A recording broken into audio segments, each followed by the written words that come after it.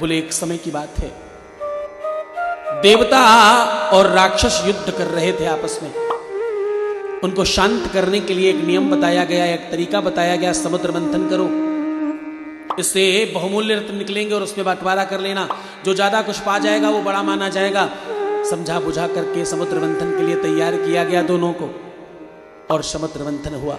बोले समुद्र मंथनम कृत्वा हरेह लक्ष्मी हरेह विषम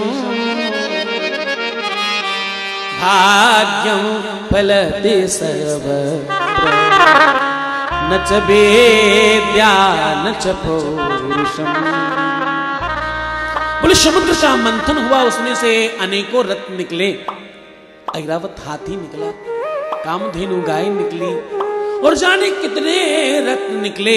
उसमें अमृत भी निकला, उसमें विष निकला, और उसमें लक्ष्मी जी निकली। गौर से सुनना, जब लक्ष्मी जी निकली तो पहले लक्ष्मी जी का विवाह भगवान शिव से कराया जा रहा था।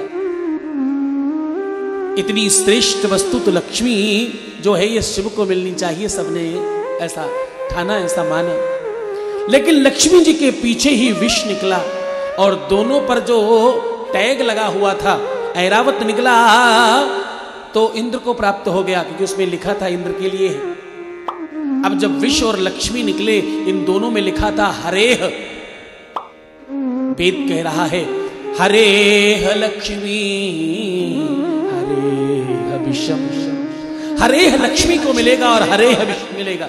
जिसको लक्ष्मी मिलेगी उसी को विष मिलेगा। महादेव की कृपा देखना, करुणा देखना, घर में बड़े होने का दर्शन देखना।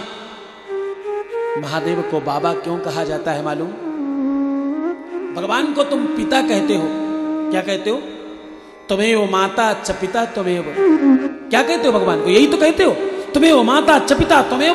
तुमने क्यों नहीं कहा तुम्हें वो माता च पिता तुम्हें वो बाबा पर बाबा तुम्हें? क्यों नहीं बोलते? तुम परमात्मा को पिता तक मानते हो केवल, हाँ? लेकिन भगवान शिव को पिता का भी पिता कहा जाता है, यानी बाबा माना जाता है। वो परमात्मा के भी पिता है। क्यों? वो दर्शन करना यहां से। जब विष निकला और लक्ष्मी जी निकली, दोनों में लिखा था हरेह। हरेह लक्ष्मी हरेह विषम। हरेह लक्ष्मी हरे विषम। विष उसी को मिलेगा जिसको लक्ष्मी मिलेगी, ऐसा लिखा था। महादेव आगे बढ़े और बोले आज से मेरा भी नाम हरे है, और विष्णु का नाम भी एक हरि लिख रहा हूं मैं। विष्णु को लक्ष्मी दे दो और मुझे विष दे दो। हाँ, अपने बच्चों पर कृपा करने की, करुणा करने की क्षमता तो देखो। लक्ष्मी विष्णु को दे दो, मेरा लाडला है, इसे लक्ष्मी प्रदान करो, और विष मुझे दे दो। वो हलाहल विष महादेव ने स्वयं पान कर लिया। कौन सा विष? वो हलाहल ऐसा विष जिसकी भाप से पूरा संसार समाप्त हो जाए, केवल भाप से। हाँ, विष का कौन कहे? उस विष को महादेव ने उठाकर कंठ में रख लिया।